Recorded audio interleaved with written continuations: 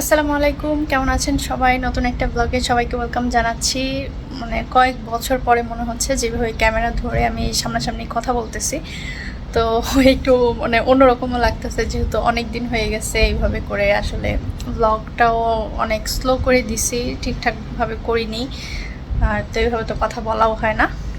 তো আপনারা তো আমার লাস্ট ভিডিওগুলোতে দেখেছেন যে আমি বাসা চেঞ্জ করব, তো সেটার জন্য বাসা দেখেছি। তো এখন হচ্ছে বাসা গোছানোর পালা। এতদিন একটু একটু একটু একটু করে টুকটাক যা করার, মানে ক্লিনিং যা করার, যে একটা নতুন বাসা ওঠার আগে যা যা ক্লিনিং দরকার পড়ে সেগুলোকে করে ফেলেছি। করে এখন হচ্ছে সব কিছু গোছানোর পালা। তো আমাদের হাতে আর খুব বেশি দিন সময় নেই, তো এই জন্য হচ্ছে আজকে থেকে বাসাটা গোছানো শুরু করব, মানে সব কিছু নেওয়া শুরু করব আর কি।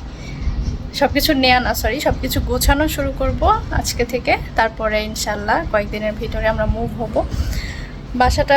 এই বাসাটার জন্য অনেক বেশি খারাপ লাগতেছে, কারণ হচ্ছে আমার এই বাসাটা অনেক পছন্দ করে নেওয়া।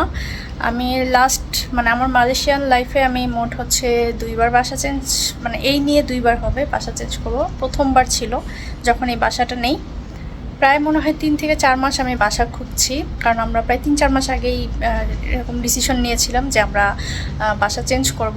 তো তখন থেকেই বাসা খোঁজা, কোথায় নিব, কি করব, তো এরকম খুঁজতে খুঁজতে একদম লাস্ট মোমেন্টে হচ্ছে আমরা এই বাসাটা পাই। আর লাস্ট মোমেন্টে এই বাসাটা পাওয়ার পরে তখন আর 1 মিনিটও দেরি করি নেই, সাথে সাথে বাসাটা নিয়ে নিছি। সেটার কারণ হচ্ছে আমার রান্নাঘরটা, কারণ আমি যেহেতু রান্না করতে পছন্দ করি, আমার একটা রান্নার চ্যানেলও আছে।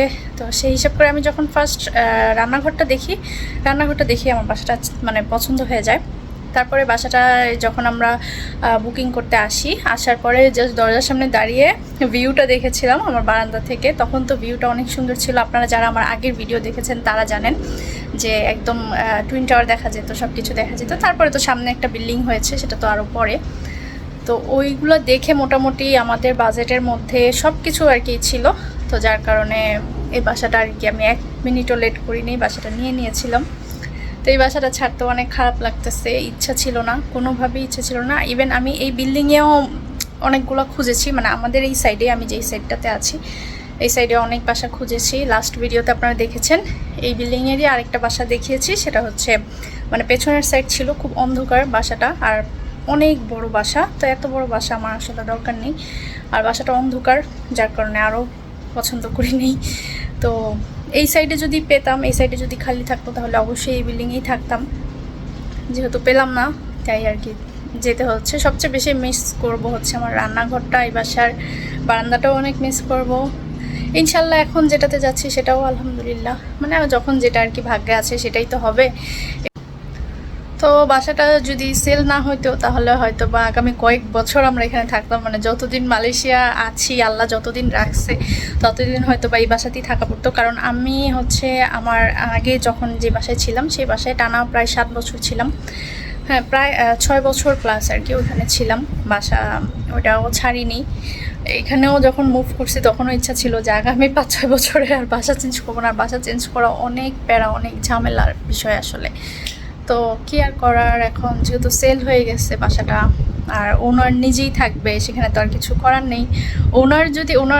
নিউ ওনার যখন বাসাটা নিছে, তো তারা তো আসছিল আমাদের বাসায় এসে, তখন আমি রিকোয়েস্ট করছি যে তোমরাই কি থাকবা নাকি তুমি ভাড়া দিয়ে রাখবা। পরে বলতেছে যে তারাই থাকবে। আসলে একটা মানে চাইনিজ আর কি, তার মেয়ে আর মেয়ের জামাই আর কি, তাদেরকে গিফট করছে, এই বাসাটা কিনে দিছে।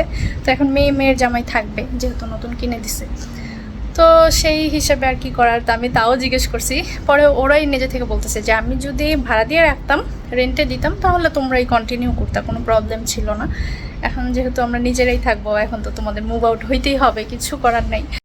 এই তো কথা বলতে থাকলে কিন্তু বলতেই থাকবো। তো আমি হচ্ছে টুকটাক করে গোছানো শুরু করেছি। এখানে কিছু কার্টন এনেছে আপনাদের ভাইয়া, আমি বলেছিলাম যে কিছু নিয়ে আইসো, একটু বড় বড় হলে ভালো হবে, একবারে মোটামুটি অনেকগুলো জিনিস ঢুকানো যাবে। আর আমি প্রথমেই যেটা করছি যে আমার শোকেসের যত কাচের জিনিসগুলো আছে সেগুলোকে একটু নিয়ে নিচ্ছি, কারণ এগুলো একটু মুছে টুছে তারপরে দিচ্ছি। পরিষ্কার আছে, তারপরে একটু মুছে তারপরে হচ্ছে এই বড় কার্টনটার মধ্যে দিয়ে দিব। আর এই কার্টনটা অনেক বড়, যার কারণে এটার মধ্যেই ইচ্ছা আছে যে যা যা আছে সব কাচের জিনিস, মানে শোকেসের যেসব কাচের জিনিসগুলো আছে সেগুলো সব এটার মধ্যে ঢুকিয়ে ফেলবো। তো খারাপ লাগতেছে একটা একটা করে গোছানো, আবার কষ্টও লাগতেছে। কষ্টটা কেন লাগতেছে যে এখানে এভাবে করে সব কিছু ভরে নিচ্ছি, তারপরে আবার নতুন বাসায় গিয়ে এগুলোকে আবার নতুন করে সাজাতে হবে। মানে বাসা চেঞ্জ করা হচ্ছে বিশাল একটা প্যারার বিষয়। তো আমি হচ্ছে ভিতরে একটু মানে কম্বল ছিল আমার এক্সট্রা ছোট ছোট, তো সেগুলোকে দিয়ে নিয়েছি যাতে করে কোনো ভাঙচুর না হয়। আর এখানে যেহেতু লোক দিয়ে বাসা চেঞ্জ করতে হবে, লেবার নিতে হবে, তো তারা অনেক সাবধানেই করে সব কিছু। এর আগের বার যখন বাসা চেঞ্জ করেছিলাম না, তখন তো আমার ফার্নিচার ছিল না, যেহেতু আমি আগে ফার্নিশ বাসায় ছিলাম, শুধু আমার জিনিসপত্রগুলো ছিল। এখন তো ফার্নিচারও আছে সাথে জিনিসপত্র, মানে এবার মনে হচ্ছে যে অনেক বেশি প্যারা হয়ে যাবে। জাস্ট 2 বছর 3 মাসের মাথায় বাসাটা চেঞ্জ করতে হচ্ছে। তো যাই হোক, এদিকে আয়াত আবার এসেই কুটুর কুটুর করতেছিল, কি জানি বলতেছিল, মনে নেই। তো এই তো দেখুন, আমি মোটামুটি করে মানে এক ভাগ করে দিচ্ছি, আর সাবধানেই দিচ্ছি যাতে করে কোনো ভাঙচুর না হয়। তারপরেও বলা যায় না, যেহেতু কাছের জিনিস 2-1টা ভেঙে যেতেও পারে। এর আগের বার যখন এসেছি তখন একটাও ভাঙেনি আমার জিনিসপত্র, আর তখন আমরা নিজেরাই মুভ করেছিলাম আমাদের জিনিসপত্রগুলো। তো এবার যেহেতু লোক দিয়ে করাবো, বলাও যায় না, তারপরেও যতটুকু যা সাবধানে দরকার ততটুকুই সেভাবে করেই আমি আর কি গুছিয়ে নিচ্ছি। আর এই কাজগুলো আমার সব একা একা করে ফেলতে হবে, কারণ আপনাদের ভাইয়া একদমই ফ্রি থাকে না। তো যার কারণে আমার এগুলোকে গুছিয়ে রাখতে হবে। যেদিন আমরা মুভ আউট হব সেদিন হচ্ছে ও থাকবে সারাদিন, ও থেকে তারপরে হচ্ছে সব কিছু আর কি নিয়ে যাবে নতুন বাসায়। তো এই তো মোটামুটি আমার এই কার্টনটা ভরা হয়ে গিয়েছে। আমি উপর থেকে এক্সট্রা একটা টাওয়াল ছিল সেটা দিয়ে ঢেকে দিয়েছি। তো এটাকে আপাতত রেখে দিচ্ছি। উপরে একটু খালি জায়গা আছে, পরবর্তীতে যদি কিছু মনে হয় আবার হচ্ছে পরে কিছু একটা দিয়ে নেব। আর এই যে এগুলো হচ্ছে খালি আছে, এগুলোর মধ্যেও কি ভরবো সেগুলোকে দেখছিলাম। মোটামুটি শোকেস কিন্তু খালি। আর এটা হচ্ছে তুহিন ভাইয়ার ওয়াশিং মেশিন, যেটা কিনা সেল করতে দিয়ে দিয়েছি, কারণ তুহিন ভাইদের জিনিসপত্র অনেক কিছুই আমার বাসায়।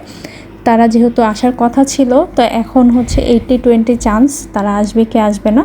তো ভাইয়া ভাবি বলল যে ভাবি যা যা আছে মোটামুটি সেলে দিয়ে দেন, তো সেটাই করলাম। তো মোটামুটি আমি হচ্ছে গোছগাছ করে একটু তারপরে গোসল করলাম, আয়াতকে ভাত খাওয়ালাম।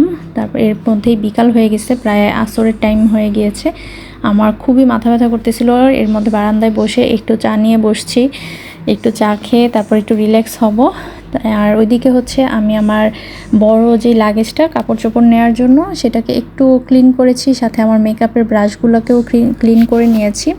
মানে যাওয়ার আগে যতটুকু যা ক্লিন করা দরকার ক্লিন করে নিচ্ছি, যাতে ওই বাসায় গিয়ে নতুন বাসায় গিয়ে আর কোনো প্রবলেম না হয়।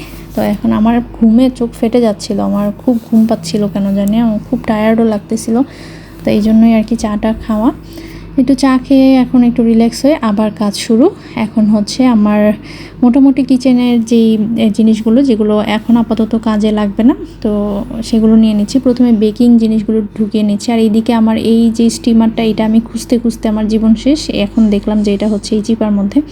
তো এইগুলোকে প্রথমে নিয়ে নিলাম, মানে ড্রয়ারের মধ্যে যা যা জিনিস ছিল, বেকিংয়ের জিনিসপত্র, কেক বানানোর জিনিসপত্র, কত শখ করে এগুলো কিনছিলাম যে কেক বানাবো। তো বানিয়েছিলাম মাঝখানে, এরপরে আবার ব্রেক পড়ছে। মানে যে কোনো একটা কাজ শুরু করলে কয়েকদিন টানা করি, এরপরে ব্রেক পড়ে যায়, এইভাবেই আর কি চলে আমার জীবনযাত্রা।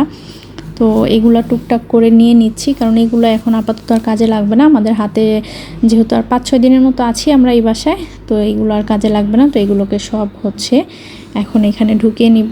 এখানে কিছু জিপলক ব্যাগ ছিল, মানে চেক করতেছিলাম যে কতটুকু কী আছে, যদি অল্প কিছু থাকে তাহলে আর নিব না, এরকম করে চেক করে নিচ্ছিলাম। যেগুলো ফালানোর সেগুলো ফেলে দিব, আর ড্রয়ারগুলো তো ক্লিন করে নিব। আর এইদিকে একটা জিনিস হঠাৎ চোখে পড়লো, এই জিনিসটা হচ্ছে আয়াত যখন ছোট ছিল, ও যখন বিভিন্ন পিউরি খেত, ফ্রুটস পিউরি, ভেজিটেবল পিউরি, তখন এগুলোতে বানিয়ে আমি হচ্ছে ফ্রোজেন করে রাখতাম। তো এইটা মানে এখন আর কাজে লাগে না, চিন্তা করছিলাম কি করব, ফেলে দিব কি না। পরে চিন্তা করলাম যে না থাক, এটা তো কোনো একটা কাজে লাগাতে পারবো। ছোট ছোট মশলা গুঁড়া করেও যদি আমি রাখি তো এগুলোর মধ্যে রাখতে পারবো, দেখতেও সুন্দর লাগবে। জিনিসটা দেখে মানে আয়াতের যখন 6 মাস ছিল তখন হচ্ছে এই জিনিসগুলো কেনা আমার।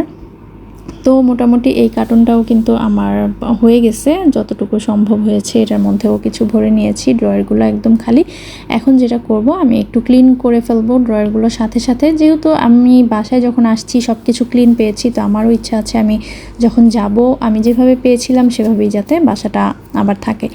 আর এরপরে কাজ করতে করতে তো প্রায় অলমোস্ট রাত হয়ে গিয়েছে। ড্রেসিং টেবিলের জিনিসগুলোও আমি মোটামুটি 2টা কার্টুনের মধ্যে ভরে নিয়েছি। এই তো কাজ করতেছি, গোছানো তো এখনও শেষ হয় নাই, এখনও মানে 1%ও মনে হয় না শেষ হয়েছে। তো আজকের ব্লগটা এখানেই শেষ করছি। সবাই ভালো থাকবেন, আল্লাহ হাফেজ।